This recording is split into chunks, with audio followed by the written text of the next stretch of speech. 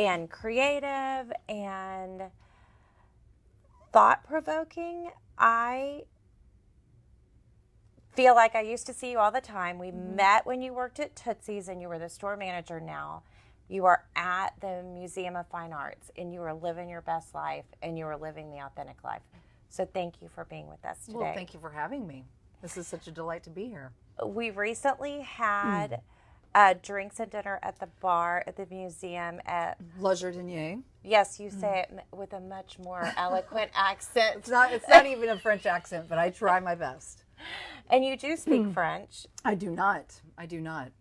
But you live this incredible life, which I think of being as chic as Emily in Paris, that you're in this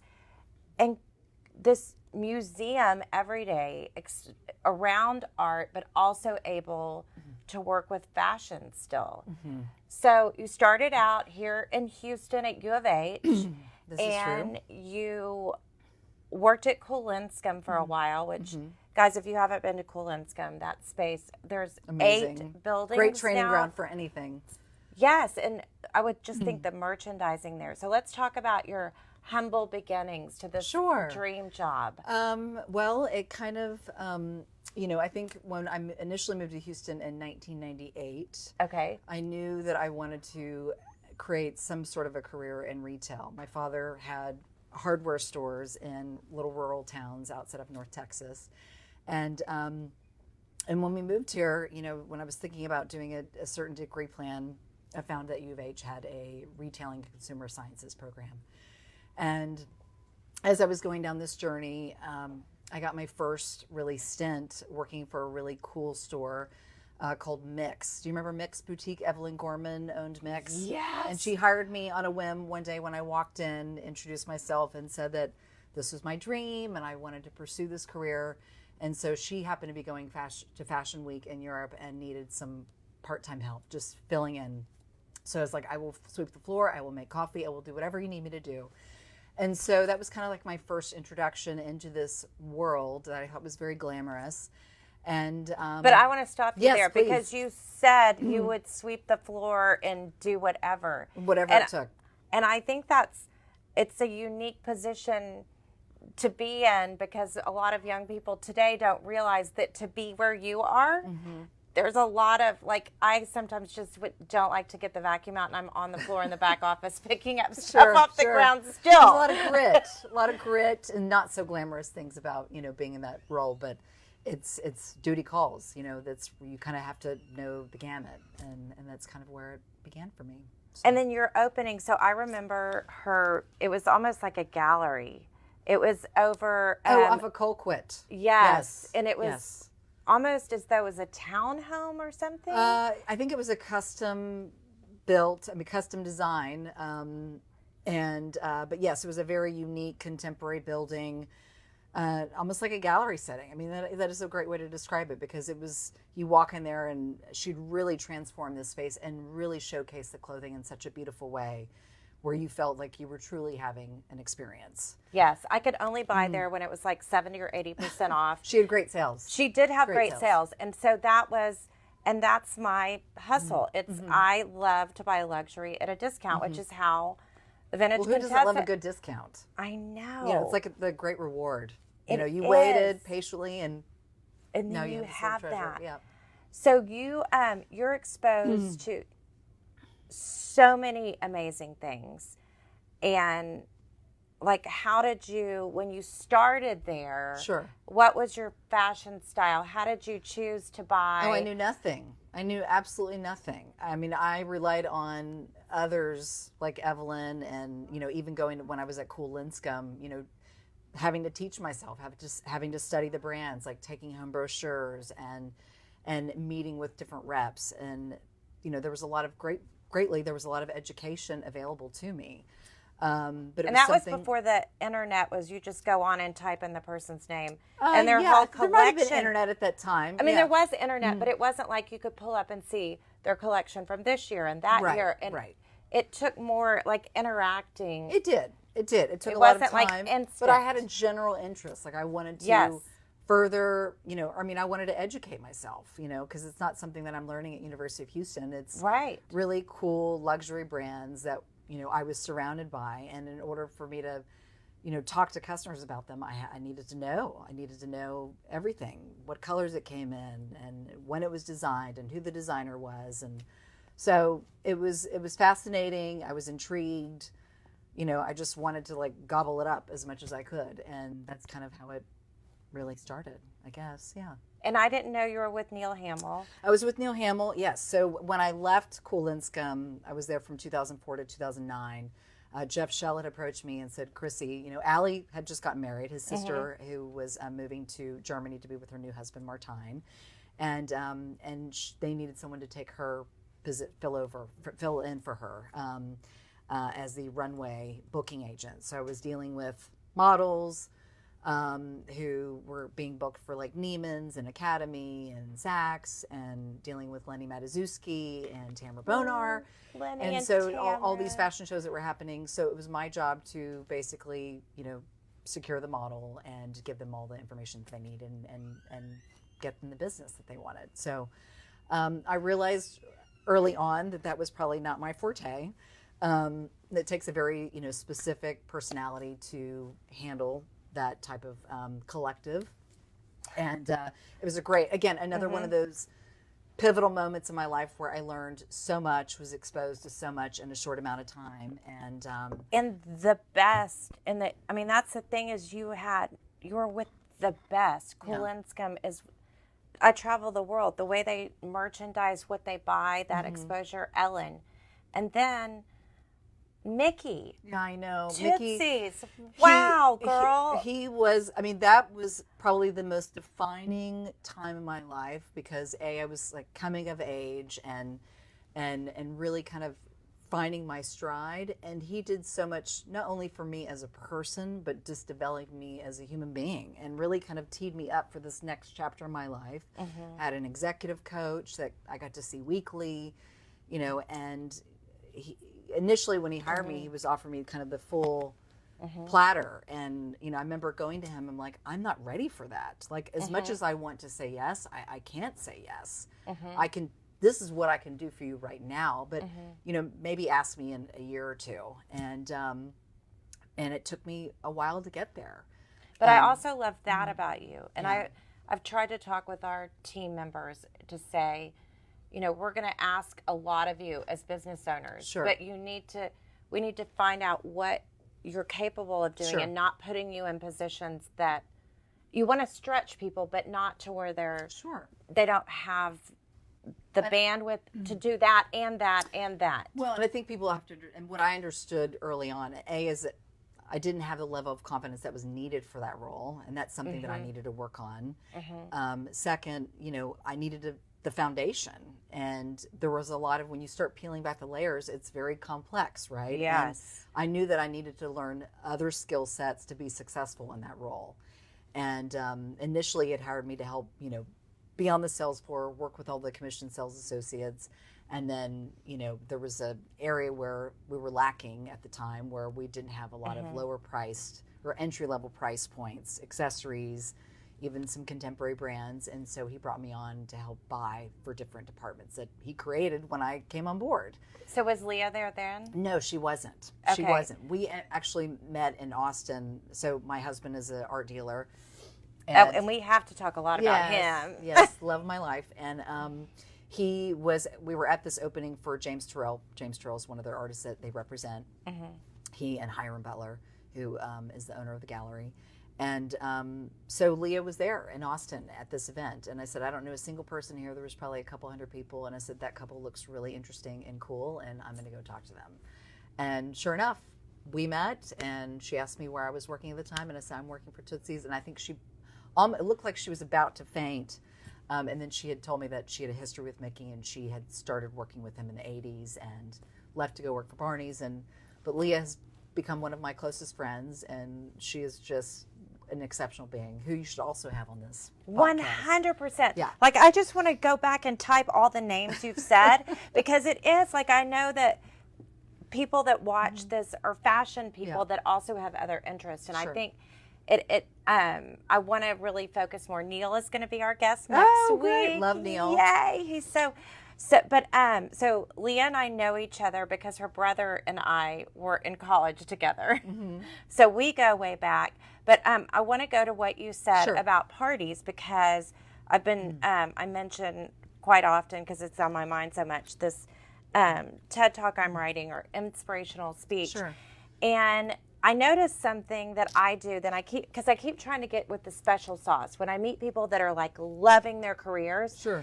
And one of the things I find is that they're open to seeing people they find interesting and talking to them. And I remember that in the beginning of when I started, I went from being in the construction industry to fashion.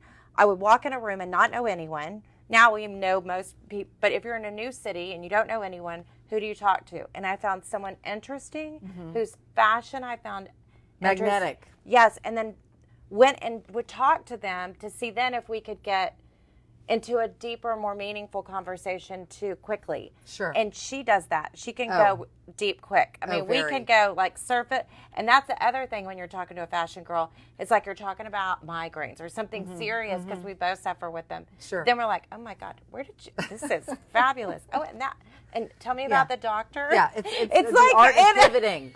You can pivot quickly, yeah. But Leah she's truly a magnificent person, and just, she's wonderful. So can't say enough about her. But. And the other thing I think is interesting is it's people who stand out in a room, who don't have they're not dressed in all Oscar de la Renta. They're mixing different things, and I mean, part of it was I couldn't afford all Oscar de la Renta. Sure. But there's ways, and there's designers, and there's feelings that you can get closer. And now with the vintage and the pre-owned market being so mainstream. And you're exposed to so much too whenever you travel. Yes, and I that's my favorite thing when I go to a city, is to try to find a boutique where they have a brand that's different or something different. And for me, I like to try on too. Sure. And but your perfect model figure, you could probably buy off the rack and know your size. No, body has changed now that I'm in my 40s, but it's sweet of you to say that. But yeah, it's funny. I was always the type of person where I needed to physically be in a store. I wanted to connect to a human being that was there, and I wanted them to educate me, and I wanted that to be a part of my experience. So that is still always will be what I'm attracted to. That's what I like. And that's why I go to different stores, and I have different people that I work with within those stores. But I am finding that I am spending, I do buy things online now, which I fought it for a very long time. But I think the pandemic has kind of changed that for me. Right, because we just couldn't, and we couldn't go like we used to. Right. We couldn't travel the places. So do you have, when you're in New York, do you have a few little boutiques that you like to go shop and in Paris? And yes. So New York, always, first and foremost, I would love, kind of like my first stop would be ABC Carpet and Home, and they had, up until recently, their top floor was dedicated to fashion and accessories. And they never knew that. And they had the most avant-garde brands, everything from vintage to, beautiful kimonos from the 40s and lingerie, but it was the way that it was curated or executed and presented was so incredibly beautiful.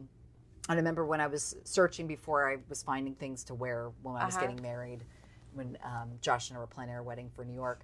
I remember going there and buying, a few little pieces to kind of go with, for what I was going to be wearing that weekend. And it was so special. Again, I got it on sale, and it was one of those things where I just loved it and I just could not wait. I coveted these things and couldn't wait to wear them. So ABC Carpet and Home.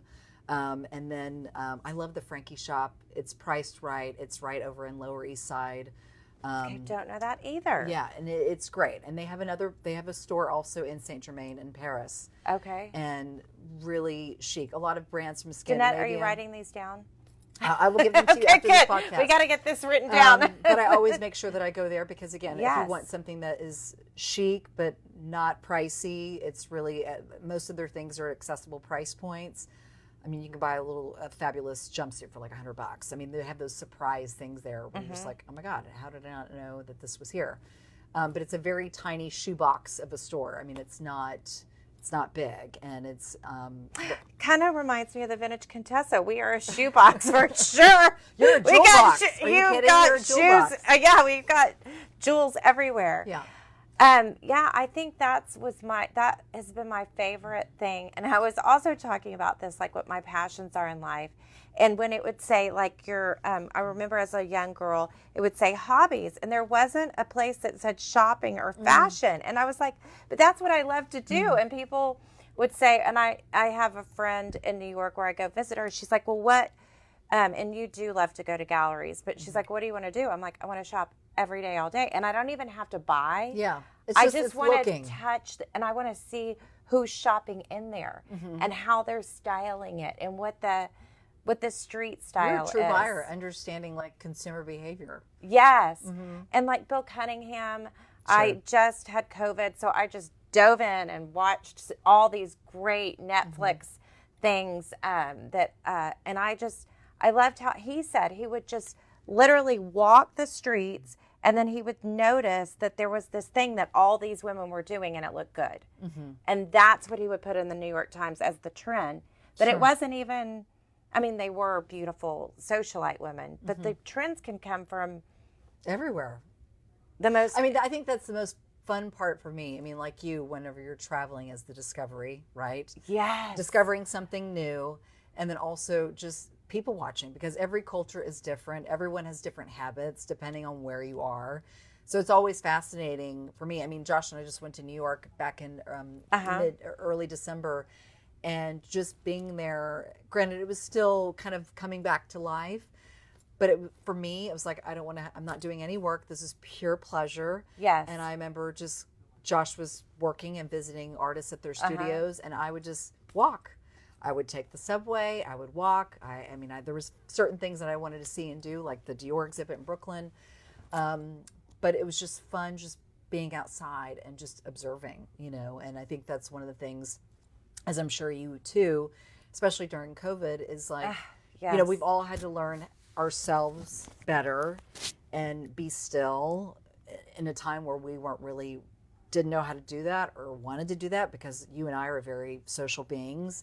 And so being in the mix of things and connecting to people is something that we really enjoy. It fills our cup. Yeah, totally.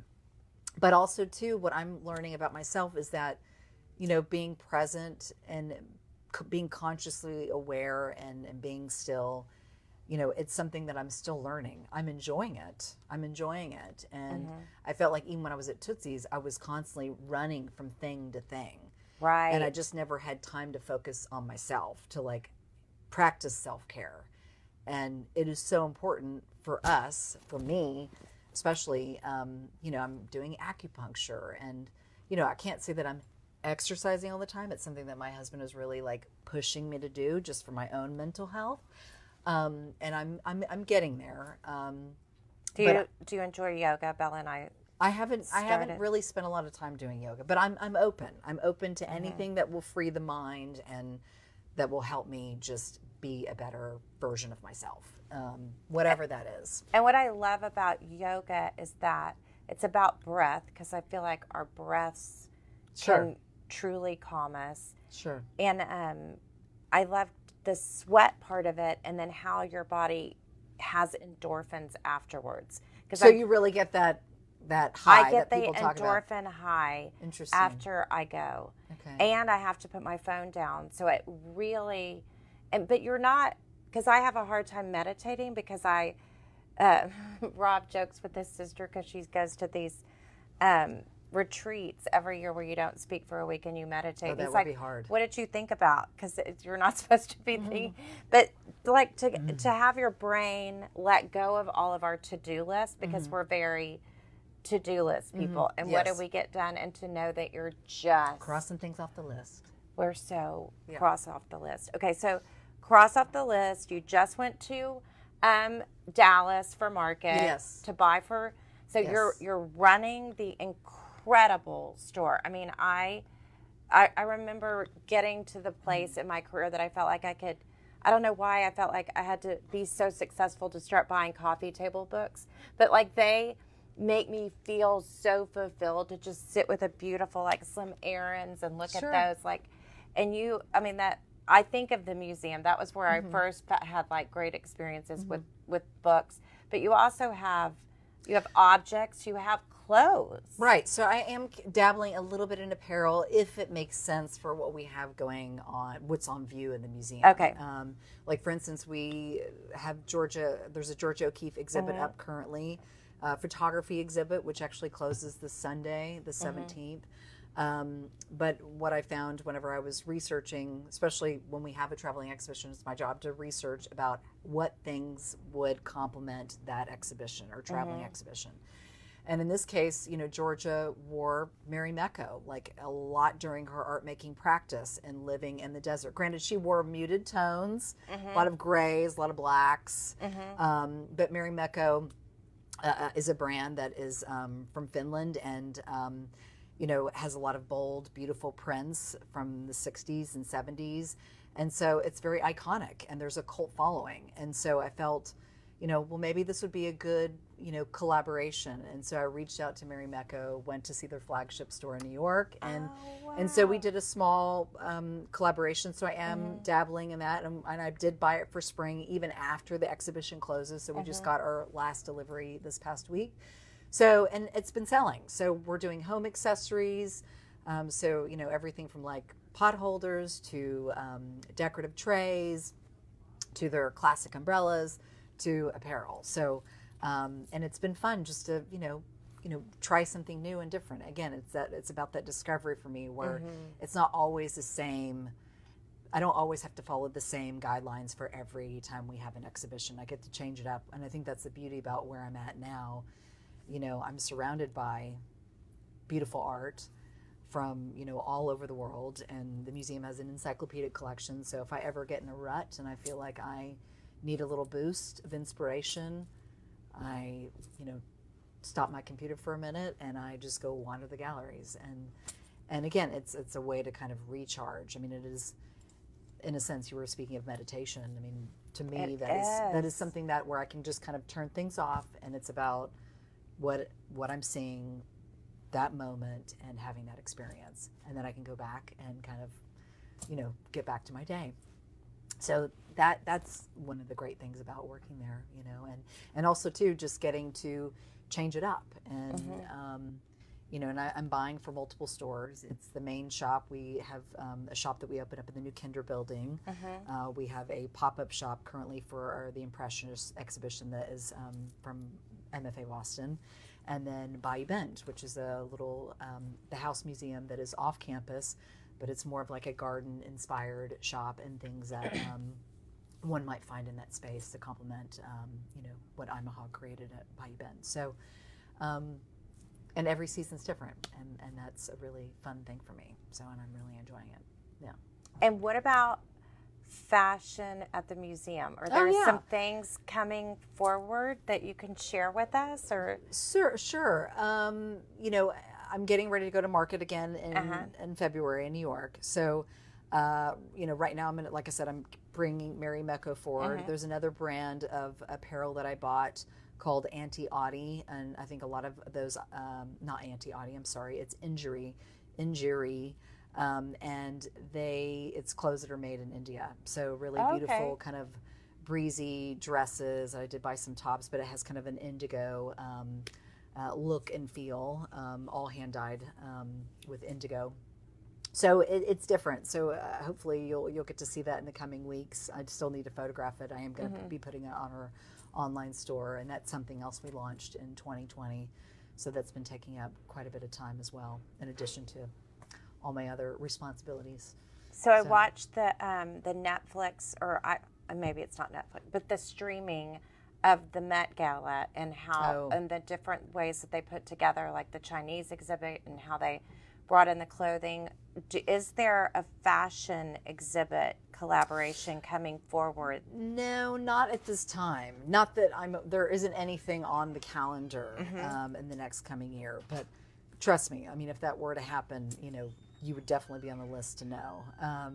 But right now, I think they do have some exciting exhibitions planned for fall. I'm not at liberty to say what they are as of yet because that information hasn't been announced. But they do have some things. Hopefully, in the near future, we'll get to see something like that. I mean, Oscar de la Renta yes, was an icons of fashion. Yes. So those were the two last fashion exhibitions that we had.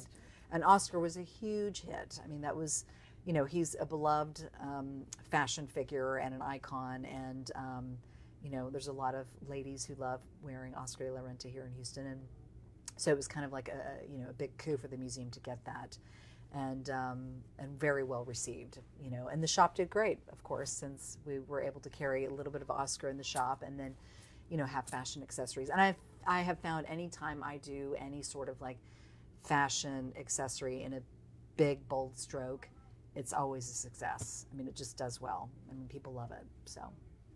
So with this exposure, people ask me, how do I decide what to buy? How do you decide what to buy? Because our whole journey is about it.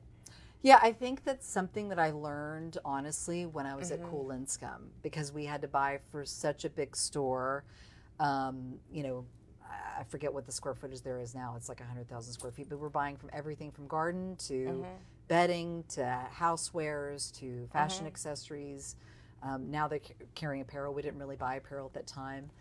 But that was the best training for me. And it's learning how to be decisive, knowing your customer base, knowing, you know, how does it fold into what we're doing at the museum, what's on view.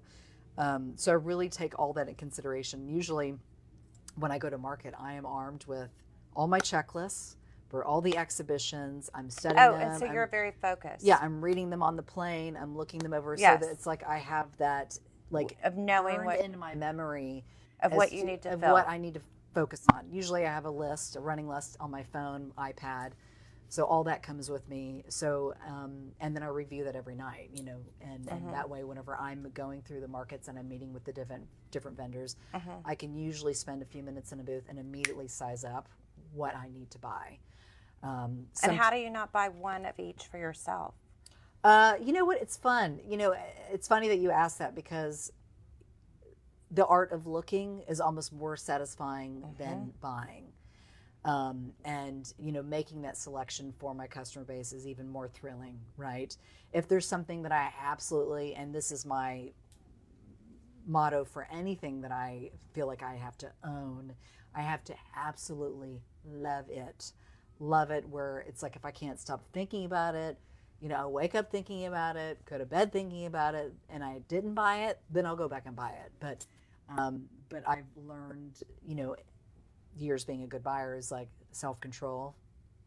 We do have that, and that's something that you develop over time.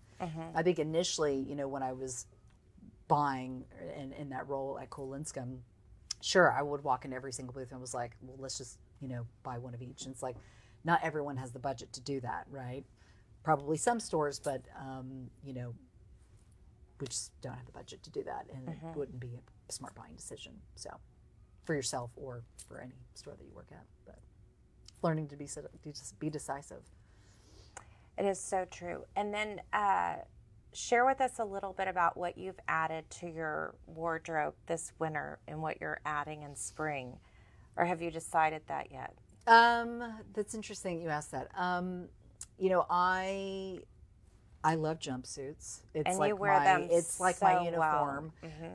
Because you're active. I'm you very don't go active. Sit at a desk. I mean, I do sit at a desk, but if I'm in the museum and I'm moving, like I'm doing a lot of walking, but I also like to be comfortable. You know, it's funny, I always kind of elevated my look a little bit more when I was at Tootsie's because it was very high fashion. Here, I still like to kind of thread that in there a little bit, but, you know, most days I'm in tennis shoes and, you know, a jumpsuit, but jumpsuits and what else? Goodness. Are you big on accessories? Do you have a new bag that you've, or do I you haven't stick with the bought a same new bag, but I spotted a Celine bag over there in that corner that I'm just like, do I need this in my life? You know, are you big on jewelry? Jewelry. I mean, the one thing that I always wear is my wedding band. And in fact, I think Illa Sadagi, who has Illa, the collection Illa. I think it's in the same building. Okay, I don't know her yet. But she is a woman who's here in Houston, and she recently branched off and started her own brand. But I saw this ring because we carried the line at the time at Kolinscombe years ago, and she did it in yellow gold. And I remember saying to myself, when I ever get married, I would love to have this ring. And come to find out, rose gold looks better on my skin tone. So this is something that I always wear. And then this is another little just gold bar necklace that I wear for my husband that he gave to me. So I don't know. I mean, I don't wear, I guess, a ton of jewelry, but for me, I guess my style's a little more understated, more simple. But yeah, I can't recall off the top of my head like the latest thing that I purchased for myself. But if I were to buy anything for myself, it's usually a jumpsuit of some kind. Interesting. Yeah. And you told me you were the only museum buyer in Paris at Market from the U.S. last year. Yes. So I went in September, and this is when we recently reinstated, traveling again for museum employees, and so I was able to go. It was my first market experience besides going back in August. I went to New York, and it was kind of a disappointment. Just not a lot of brands that were there, and just not a lot of new. Not a lot of new merchandise. And so I did some research and found that Maison Objet was going on, and that was being held in Paris, close to the airport. And it was interesting when I went there, it was, bigger than what I anticipated. However, still much smaller than previous years.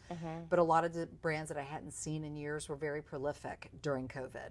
And so they produced a lot. And come to find out, when I was interfacing with a lot of not only new vendors, but some of the existing vendors that we worked with, I was the only buyer from an American museum attending Market.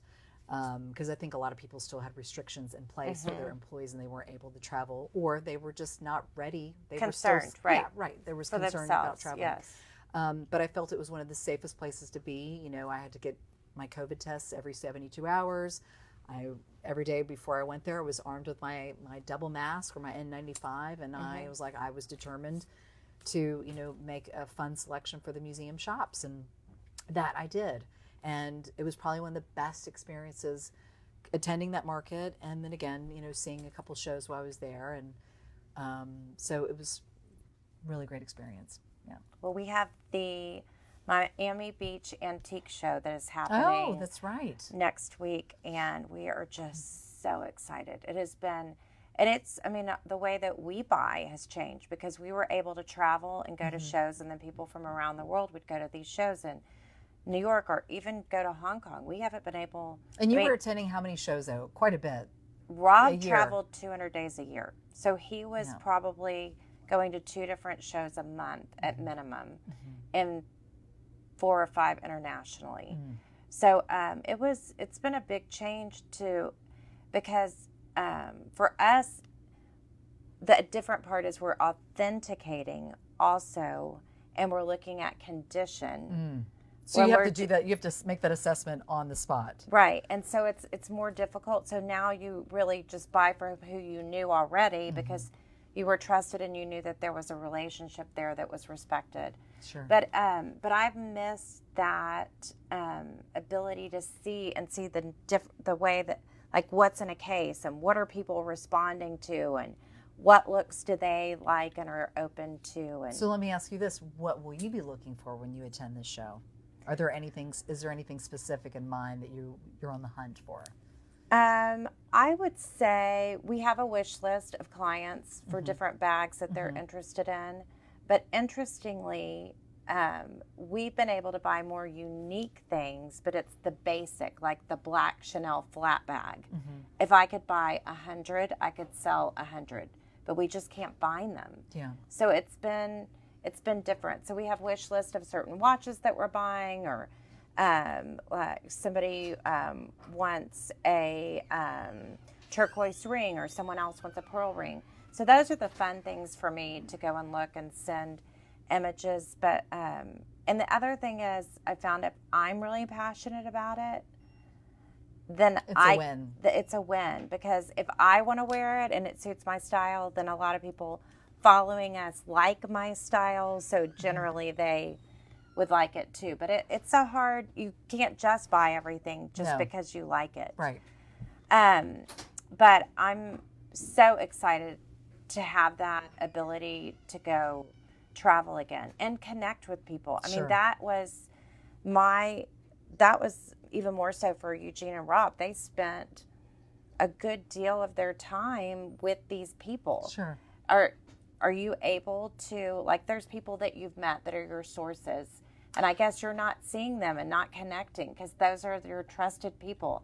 It's a different way now. It is a different way, and it was hard, I think, for all of us whenever we had to kind of switch digitally and try to buy online. It's just not the same because when you hold something in your hand, as you mentioned earlier, and you feel the texture or the weight, yes, and you see the reflection in different light, and how it has a different meaning, right? It does. And sometimes there have been mistakes as a buyer, and I'm sure you have too, where you've bought something that you've only seen online, and then you get it and you're like, oh, this was a mistake, and that's disheartening, right? And so, I try not to buy so much online unless I know the quality and I've seen it in person, and let's say it's a reorder, then fine. But I try not to go, to the extreme if I'm purchasing something online.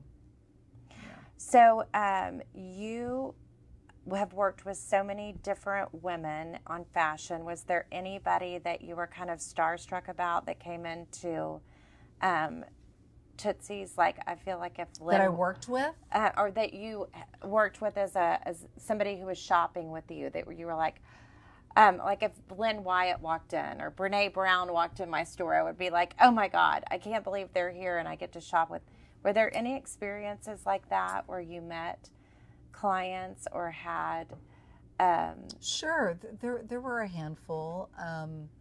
Or do you want it to be private? Because it came out recently that Fady works with Beyonce. Oh no, I didn't know that. I missed that. Wow, that's a fun Someone fact. told me that, and I was like, "What? Yeah. How has he not been telling all of us that?" Yeah. Well, I mean, a lot of clients are very discreet. And that's the other thing. Like, I can't say I bought this bag from this person and you bought that bag because I don't want to tell who bought and who. But even some of the customers that were the most challenging to work with, I enjoyed. Interesting. As weird as that sounds, because my job was to basically have them leave with a happy experience. Yes. So it was a challenge for me to basically turn whatever it is that they walked in here with to where they feel completely different and they walk out. And I would eventually, it took time and an extraordinary amount of effort for me to win them over. Because they didn't know me, they didn't trust me. Yes. And by the end of it, they're like, oh, Chris, you do have style and you are interesting. And sometimes it took a few visits for them to kind of get there. Yes. And then they come in and they only want you. Yeah, exactly. Then that's the other catch-22. That was the other struggle. It's like there were sales associates that they worked with for years, but then I would get looped into the fold and like, oh, but I just want to work with you. I'm like, well, it wouldn't be fair to you because I'm gonna be getting paged constantly at the front desk. And I'm running all over the store doing the exact same thing with you with other individuals. And I want to make sure you get the time and attention that you need. And, so I will constantly pop in and just check on you and see how you're doing. So I did a lot of that. And I was, always getting exercise. I probably ran like 10 miles or walked 10 miles. I know that a day was kind of pre-watch, count your steps every second. Exactly. And I definitely got them there. But yeah, I think there were so many amazing women that I worked with. I mean, countless, pleasant, funny, challenging, difficult. I mean, I had, everything, top to bottom, but it was incredibly fun. The energy that was on that floor every day was just full on. And it's like, better eat your Wheaties before you step onto the sales floor. Because the moment I stepped on that sales floor, a lot of times I wasn't out of there until well after 7. If we had a party, I'd get there at 8. I'd stay till 10, sometimes later than that, and I would go home. And then my sweet husband would have dinner ready, like waiting, And that's just not my life anymore. It was fun. It was a great chapter. Wouldn't change it for anything. And I met Mickey, he invested in me and my future. And that is a relationship that I always hold near and dear. And now you're mentoring other people that are on your team. Yeah, and that's been fun for me too. Who doesn't love being needed? And obviously I want to pay it forward. My job requires a lot of focus, and when I can be on the sales floor and work with some of those team members, that's always very rewarding. But yeah, it's a different chapter in my career, and I'm loving it. So. One of the things we talk about on podcast is authenticity. Like, how do you know it's real? How do you know relationships are real? How do you know the people in your life are real? How do you know when you feel something and you want to keep investing into it? When do you know when to pivot? Like, how did you know it was time to change careers? How did you know, like, where to go next and what? I didn't. I think, I think it's different for everyone. But I think at the time when I decided to depart Tootsie's and move on to the museum, I thought this was a very interesting challenge because they needed a lot of help basically revamping their shop at the museum. And they were working with a group of consultants named Moss Bureau, which was part of my education as a buyer early on. Murray Moss had a really incredible store, him and his partner Franklin Getchell, called Moss on Green Street, early 2000s. And we would always go to their store as like part of my education. So this was in New York. This was in New York. And so the museum was working with them as a group of consultants to kind of revamp the store. And when I found out that they were consulting the museum, I was like, oh, that's interesting. And so that piqued my interest because, Murray was, at the time, I looked at it, I was like, oh my God, this guy's incredible. I would love to be in the mix with him and learn from him because he was such a unique individual. And, I never thought in a million years I would ever leave Mickey. I mean, I thought that I would be a lifer working at Tootsie's until the day that I die, because there's a lot of people that have worked there for 30, 40 years, right? And he was so connected with his team that it was a family. It was a family, and still is, under the reign of Norman Lewis. But Mickey was such an incredible, to this day, I've never met anybody like him.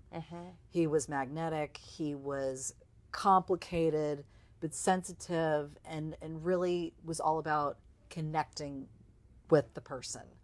It didn't matter, where you came from, what your background was, what your history was. He wanted to connect with you. And if he didn't feel that connection, and going back to your question about authenticity and how do you know it's real, it is a feeling. It is a deep underlying connection where you just know in your bones that it is real, right? And it's a relationship. There's an investment that has to be made, and on both sides, mutually, and mutual investment. And for me, yes, there are relationships that I've said goodbye to because the connection either was lost and either I changed or they changed. And what appealed to me 5 years ago doesn't appeal to me now. And now that I'm actually 44, weird to say that, but now that I'm 44, I'm in a different headspace. And I don't have time to like dilly-dally and play that dance or games, as we once did in our 20s and 30s. I want to connect with people and make life-lasting relationships. And I'm always open to meeting new people and making new friends. And that's, the part of discovery and having that newness in our life. And, but I will say I've got a great, group of friends, you being one of them, and I feel like this is like a new part of our relationship too that I'm getting to discover, which is fun and lovely, and again, it's just enriching ourselves, learning from other people, like what makes them tick, and in a way that also helps me evolve and grow. And I think there's something really wonderful about that. I never want to just be complacent. I always want to just try to invest in myself, meet new people, nurture the friends and family that I have, and grow from that. And that will be a lifelong journey for me. I never want that to stop. And I'm sure the same is true for you. And that's what I've found is truly authentic people who have a purpose, who have something that is greater than just the moment. Right. That's in their mindset. They take time to reflect, and they truly connect with their people. Sure. And they have people that they can rely upon. Sure. And then they commit to doing the work. Mm-hmm. Because it is. And I've changed, instead of calling them successful people, mm-hmm. every authentic person that's able to really find joy, I find, is in that growth mindset. Sure. They're never standing still, okay with it. And there's a willingness to self-reflect. Sure. As much as to look at others with judgment. It's discernment on both sides of it. Right. And I think that that's so helpful, and I'm so inspired by what you shared. I think people listening today are so inspired by your journey. I'm just love that you get to do what you love in just such an amazing way. It is a dream. I remember praying about it for a long time. I would love to have an opportunity where I get to, not only be active on a selling floor and be integrated in some way, having the merchandising aspect, selecting merchandise, being able to travel, having new experiences. Yes. And, my job has taken me all over. I've been to Amsterdam, I've been to Paris, I've gotten to go to India, New York. I mean, it's great. I mean, it's what I've always hoped one day where I would be. Yes. And here I am. And talking about it today with you is pretty special. So Aww. Thank you. Well, thank you for having me. Yes, thank you so much, Chris. Yeah, thank you. Bye, guys.